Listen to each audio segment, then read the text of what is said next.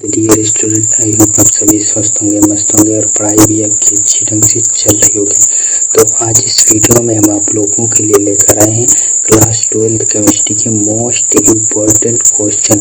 आज इस वीडियो में देखेंगे संक्रमण तत्व तथा अंतः संक्रमण तत्व किन्हें कहते हैं, और ये तत्व इसमें जो सबसे पहले है संक्रमण तत्व क्या है, उनके इन्हें संक्रमण तत्व क्यों कहते हैं, तो ये देखेंगे। और अभी देखेंगे अंतः संक्रमण तत्व।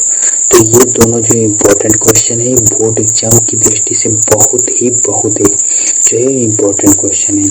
वेरी इम्पोर्टेंट क्वेश्चन है, ये मोस्ट इम्पोर्टेंट क्वेश्चन है। तो ये बोर्ड एग्जाम की दृष्टि से ये हर साल किसी न किसी 2 से 3 सेट में एक क्वेश्चन जरूर ही पूछा जाता है। तो आज इस वीडियो में आप इसको अच्छी ढंग से कवर करेंगे।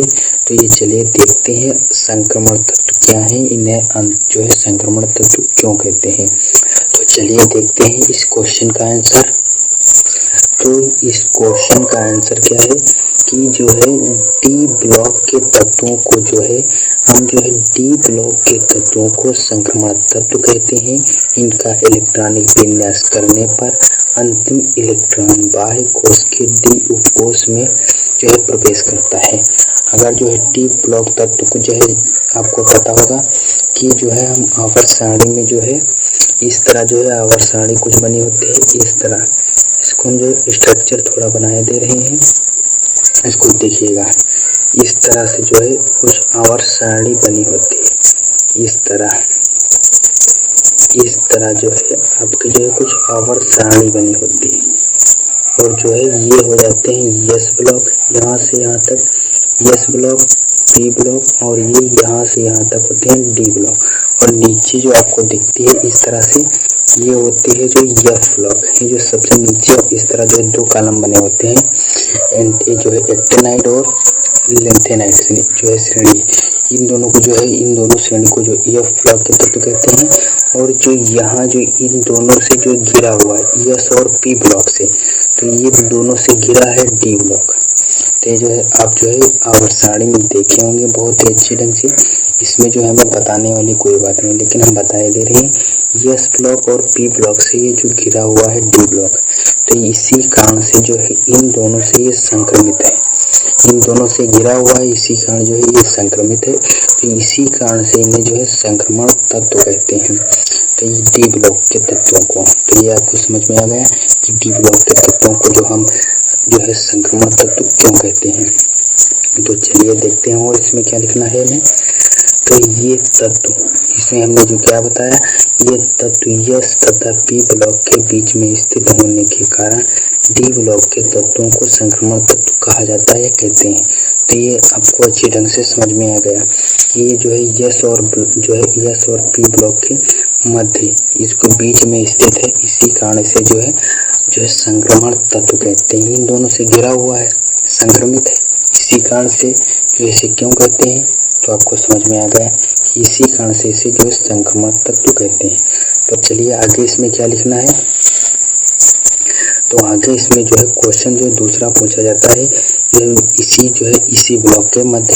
तो इसी ब्लॉक के अनुसार दूसरा क्वेश्चन पूछा जा सकता है आपके बोर्ड एग्जाम में कि डी ब्लॉक तत्वों की विशेषताएं क्या हैं। तो इनकी विशेषताएं भी कुछ होंगी।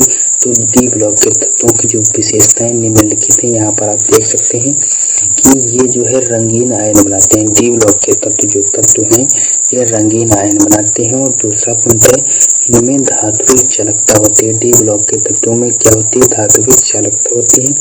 और डी ब्लॉक में तीसरा पॉइंट लिखेंगे ये अनुचुंबकीय गुण दर्शाते हैं। डी ब्लॉक के तत्व ये अनुचुंबकीय गुण दर्शाते हैं।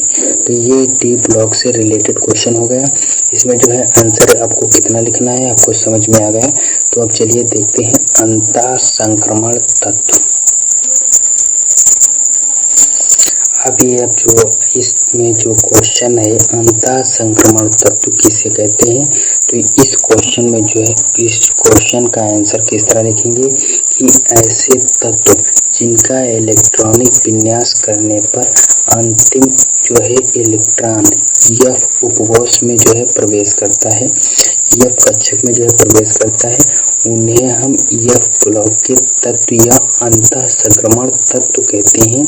इसमें 2 श्रेणियां होती हैं जिन्हें हम 4F तथा 5F अर्थात लैंथेनाइड्स व एक्टिनाइड श्रेणी की जो है एक्टिनाइड श्रेणी कहें चाहे जो भी कहें, एक्टिनाइड के नाम से जानते हैं। और इनमें 14 तत्व होते हैं। इसमें हमने आपको बताया भी है कि ये जो है ये 2 श्रेणियां बनी होती हैं, लैंथेनाइड और एक्टिनाइड। इसको जो है हम ये पहली वाली जो श्रेणी होती है इसमें भी 14 तत्व होते हैं और इसमें भी जो है 14 तत्व होते हैं। 2 श्रेणियां होती हैं, लैंथेनाइड और एक्टिनाइड। इन जो है इन्हें हम लैंथेनाइड और एक्टिनाइड श्रेणी के नाम से जानते हैं। तो ये समझ में आ गया कि जो है इन्हें हम लैंथेनाइड और एक्टिनाइड जो है इनको दोनों को जो है एफ ब्लॉक के तत्व होते हैं। ये जो है यहाँ से बाहर निकल कर जाते हैं, यहाँ से जो खत्म होते हैं तो ये बाहर निकल कर आए हैं एफ ब्लॉक के तत्व। तो ये जो माना जाए तो ये डी ब्लॉक के तत्व ही हैं। तो इन्हें जो है अंतः संक्रमण तत्व कहते हैं। तो ये समझ में आ गया कि अंतः संक्रमण तत्व क्या है, कौन से होते हैं। एफ ब्लॉक के तत्वों को हम अंतः संक्रमण तत्व कहते हैं। में जो नेक्स्ट क्वेश्चन इसी से रिलेटेड क्वेश्चन बनता है कि संक्रमण धातुएं या इनके यौगिक एक उत्तम उत्प्रेरक का कार्य करते हैं क्यों। तो ये जो उत्प्रेरक क्या होते हैं, सबसे पहले आपको जो उत्प्रेरक पता होना चाहिए। तो उत्प्रेरक वह होते हैं जो बिना जो है अभिक्रिया में जो बिना भाग लिए अभिक्रिया की दर को बढ़ा या घटा देते हैं, उन्हें हम जो है उत्प्रेरक कहते हैं। जैसे अगर गांव में कहीं आपको जो है इसको गांव की भाषा में समझिए, अगर जैसे कहीं पर मार या पीट झगड़ा हो रहा हो, 2 लोगों में मारपीट हो रहा, अब कोई तीसरा आए उसमें, वो ना इसमें जो है उस मारपीट में हिस्सा ले और जो है एक व्यक्ति को जो है उकसाए कि मार।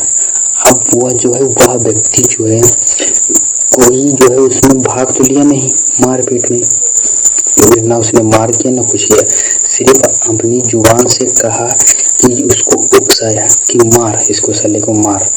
बस यही बात होती है उत्प्रेरक में। उत्प्रेरक जो है दूर से मजा लेते हैं, उससे जो है क्रिया जो है अभिक्रिया में भाग नहीं लेते हैं, लेकिन अभिक्रिया की दर को बढ़ा या घटा सकते हैं। तो ये उत्प्रेरक कहलाते हैं। ये इतना समझ में आ गया। तो ये जो इसमें लिखेंगे क्या, संक्रमण धातुओं या इनके यौगिकों को उत्प्रेरक के रूप में प्रयोग किया जाता है। इसका कारण यह है कि ये परिवर्ती ऑक्सीकरण अवस्था को दर्शाते हैं। इनके पास रिक्त डी उपकोष होते हैं जिससे ये अभिक्रिया की वेग को बढ़ा देते हैं। तो ये हमने इसमें बताया भी है कि जो है उत्तम उत्प्रेरक का कार्य क्यों करते हैं, तो ये अभिक्रिया की वेग को बढ़ा देते हैं, इसी कारण से जो है उत्प्रेरक का कार्य करते हैं। तो ये समझ में आ गया। तो ये था जो है लैंथेनाइड ये थे जो है डी ब्लॉक और एफ ब्लॉक के तत्व कि जो है डी ब्लॉक के तत्व को संक्रमण तत्व क्यों कहते हैं। और दूसरा क्वेश्चन पूछा जाता है कि अंतः संक्रमण क्या है जो है, या फिर पूछेगा एफ ब्लॉक के तत्वों को क्या कहते हैं, नाम पूछेगा इस तरह से कि यह अंतः संक्रमण तत्व क्या है। इस तरह से क्वेश्चन आपसे पूछा जा सकता है बोर्ड एग्जाम में। तो आपको इसमें कंफ्यूज नहीं होना है कि अंतः संक्रमण तत्व क्या होते हैं। तो ये ब्लॉक के तत्वों को जो है हम अंतः संक्रमण तत्व कहते हैं। इतना तो आपको जो है समझ में आ गया। तो आज इस वीडियो में बस इतना ही। हम मिलेंगे नेक्स्ट वीडियो में, तब तक के लिए जय हिंद।